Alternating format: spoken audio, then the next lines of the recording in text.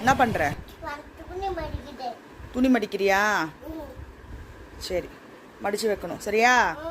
துணி மடிச்சிட்டு அடுத்த வேலை என்ன பண்ண போற? என்ன பண்ண போற?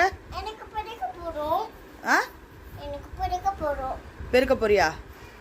பெருக்கிட்டு அப்புறம் என்ன பண்ண போற? சமைக்க போறியா? எல்லா வேலையும் செஞ்சிருவியா?